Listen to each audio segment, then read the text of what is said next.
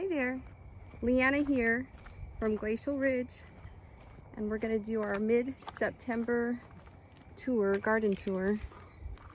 Look at these flowers. This is mostly zinnias, and they're going crazy, which is they're really pretty. And then some calendula I put around the edge here. Those are really doing well too.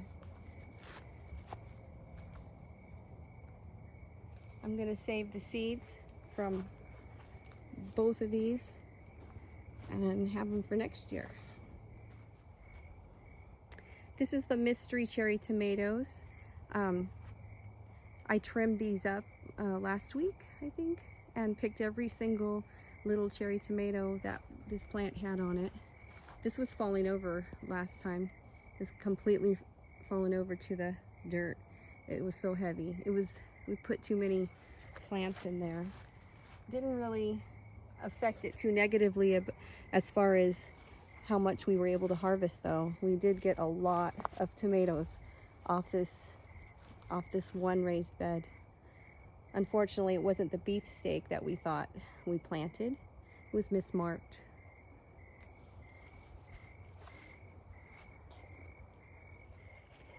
So on the second raised bed, I pulled up all the onions, and looks like these, I put some of the strawberries that were hanging down from the strawberry plants over there. And looks like some of it didn't get watered very well. So Norman came in here this morning and fixed the water tube things. I just gave the goats some sunflowers and they're chomping down.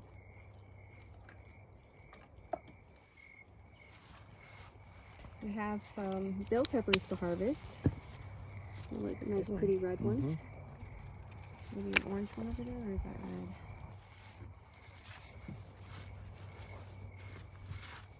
I'm kind of happy with these bell peppers. We planted these from seed. We've been using them, eating them, so whenever we can grow something we actually eat, it's pretty good. Our asparagus bed is growing. It's not time for asparagus, but so this raised bed has that Himrod grape plant and the strawberries, the Everberry strawberry from Stark Brothers. We're real happy with the strawberries, but they didn't do well this year because of the shade of this ginormous Himrod grape plant. Now this looks pretty awesome. Look at all those beautiful grapes. But Norman wants to pull this whole plant out. He's kind of upset because they have seeds in them. He hates seeds in his grapes. And the problem with that is it took 3 years to get to this. So it's really disappointing when you invest in a plant and take care of it for 3 years and it doesn't turn out the way you want it to or you expect it to. So I guess I can move this and see if it lives, but we definitely are going to take it out of this raised bed. Then these strawberries down here will just take over this bed and flourish again. Another thing I don't like about the Himrod seedless grape, besides the fact that it's not seedless, is it takes forever to ripen. It took 3 years to get fruit, and now it's at the end of the season, and I'm not so sure that we'll even be able to eat these grapes because they taste so sour. They're not ripe yet. They taste like wine. I'm underneath the plant here because I want to show you. I went through a phase of labeling all our plants, and you can see this says seedless grapes 2020, planted in 2020, Cert Himrod, late summer harvest. So it's September 15th, so it's definitely late summer, and there's definitely tons of fruit on this vine, but none of it's ripe. It's very pretty.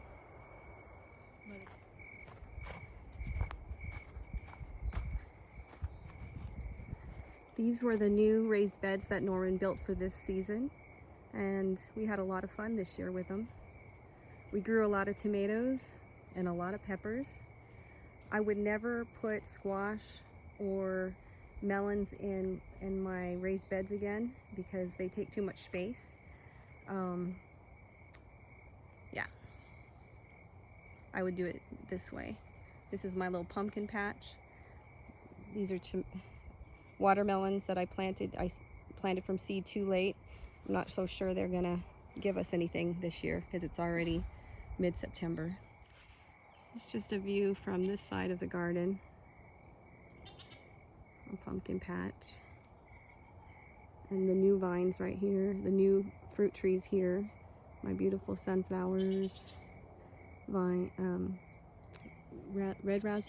are the fall gold raspberries, red raspberries, blueberries, and then the old raspberries. Not old, they're just a few years old, but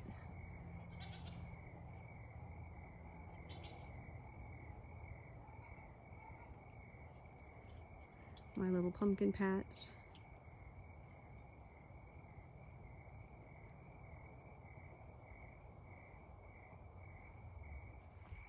Here's our first bed on the left here. These are all Amana orange tomatoes. And as you can see, I have a whole lot of green tomatoes on here, and I've noticed a lot of people complaining about at the end of their season they have all these green tomatoes that aren't ripening. And I don't know if that's because the heat, we get a break in the heat and it's not so hot, or what. But we've tried different things. We've put old tomatoes down there because I've heard on YouTube some of my favorite people talking about how if you put old overripe tomatoes down there, it gives off some kind of pheromones or something that will help ripen your green tomatoes. We'll see. One of my favorite things this year has been my sweet basil. It smells so good and it tastes so good, and I'm definitely gonna have a lot of basil next year. We cut it completely down over here just recently, a couple weeks ago. But look at all these tomatoes that hopefully will ripen.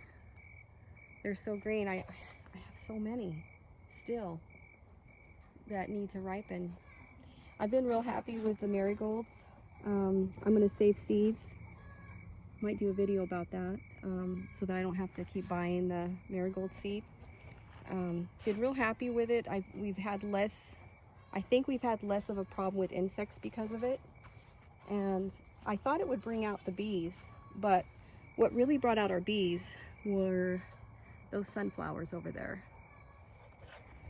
This is the second bed on the left. We have the sweetie tomatoes over here and the yellow pear tomatoes. The sweetie tomatoes did really well this year as far as giving us a lot of fruit. I picked everything on this just a couple days ago, and it's already has some more little baby tomatoes everywhere, cherry tomatoes. The yellow pear, I think, because I packed it in the middle of this raised bed, it didn't do as well. But now it seems like it's really, all the little fruit is ripening now, finally. So looks like I'm gonna finally get some more, more than I usually get. We had that, two on the end were Brandywine Red, which we liked a lot this year. Looks like we have one right here ready. It's very pretty.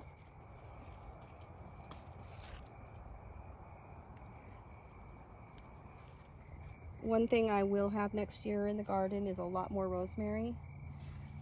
Every morning I come out here and I rub my hands on this plant and I smell it, and it's heavenly. I just had 2 little plants this year, so next year I won't be surprised if I have a whole bed of them. So here we are in the third bed from the left. The jalapenos that I planted late in the season, I planted them way too late. And unless I take them inside for the winter and continue growing them, they're a total flop because I won't get any fruit from them. This, I had some room in the middle. I planted some zinnias. If you're wondering what that is in the middle, it's definitely not jalapenos. So here's our peppers over here, the banana peppers and the Anaheim peppers. This plant right here was non-stop producing peppers all season long. I can't even count how many peppers. I'm going to start next year weighing the vegetables that we get out of each bed and each plant, but I'm going to keep this plant. I'm going to pick it up and put it in the basement and overwinter it and see if I can have it come back next year. This one is done. It started late and it barely gave us any peppers. And back here are the Anaheim peppers, and we weren't very thrilled with the taste of those. And the first peppers were nice, thick, and decent, but as the season went on, the peppers' skin got real thin and they didn't taste good. So I don't know if I was doing something wrong with fertilizing or with how much water I gave these middle Anaheim pepper plants, but I definitely don't need them next season. I definitely want jalapenos, which I blew it. I planted these too late. So on the next bed here are the Marconi red peppers. They did real good and they're real pretty, but I don't really like the way they taste that much, and neither does Norman. So we might not grow Marconi red peppers next year.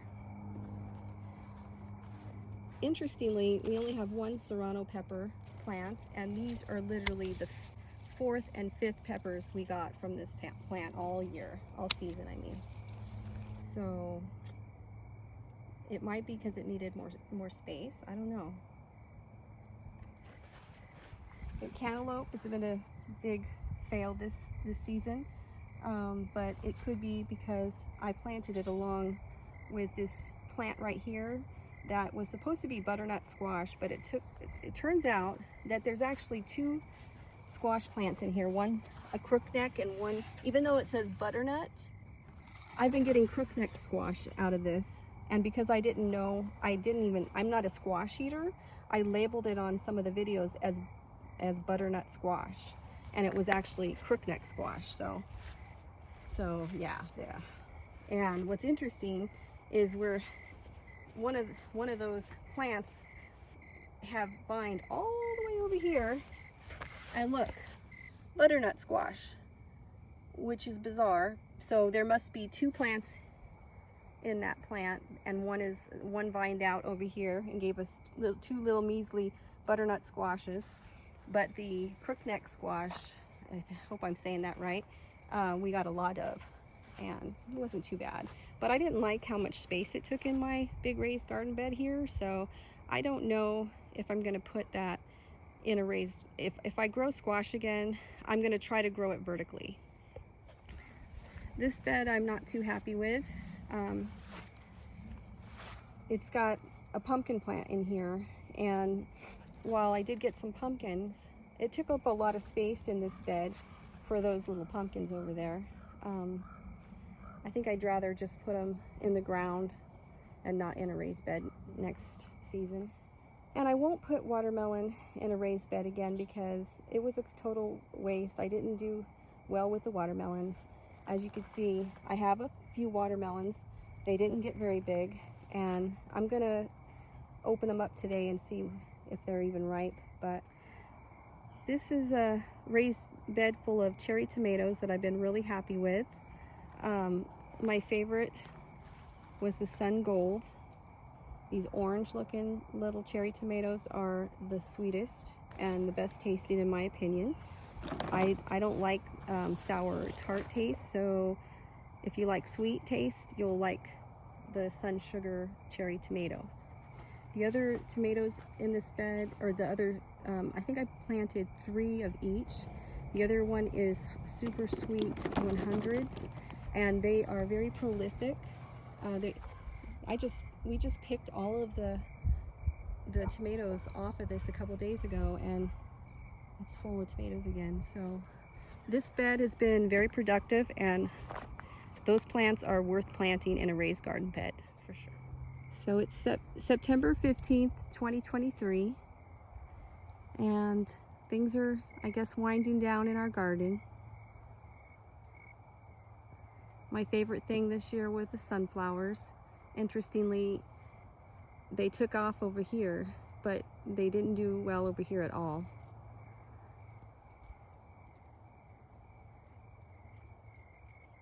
So now I'm in the back. I'm in the back part of the garden, the jungle. These are the 3 elderberry plants, trees or bushes, whatever they're called. This one's the prettiest. I think I'm gonna do a bunch of cuttings of these and plant them other places. I'm hoping that next year my berries get bigger because they're so tiny right now. I don't know if they're done. I think they're done. The birds are starting to get to them. So there's a rogue squash growing underneath one of our elderberry plants, elderberry bushes.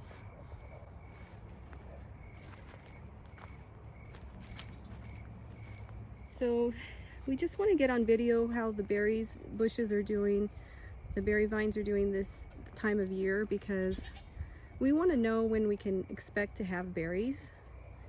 And we don't want just a few berries, we want a lot of berries. So that's why we're planting those new vines over there.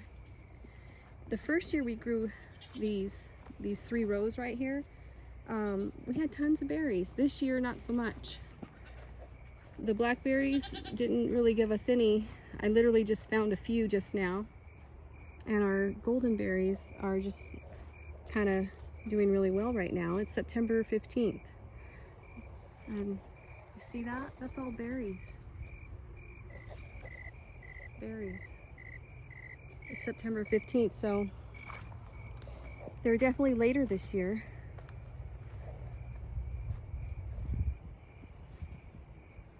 Norman already picked some through these. These are the Marion berries.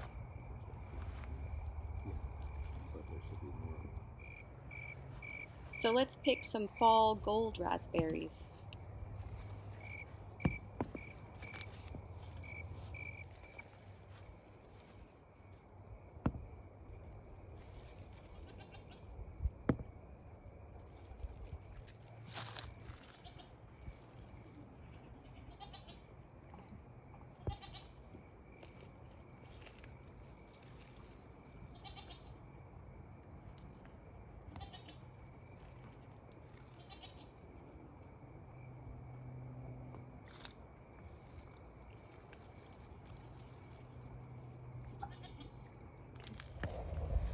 And now let's pick some red raspberries.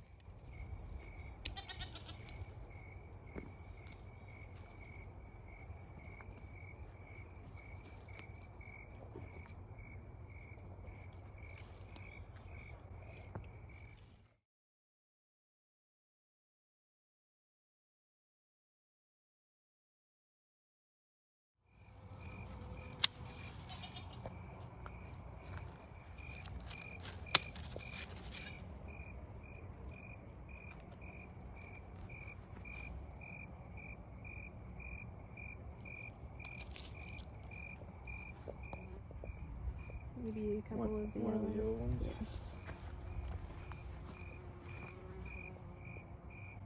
Yeah. Not that one. The bee decided not that one. How about that one's really nice. Oh my gosh. We're about to pick one and then the bee lands in it and said, nope, not this one. Okay.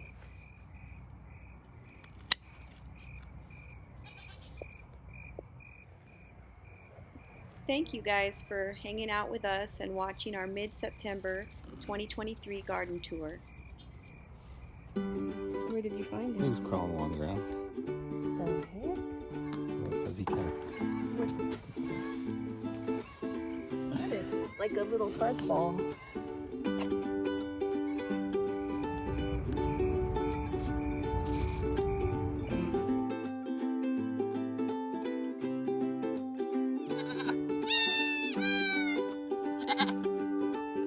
Bye.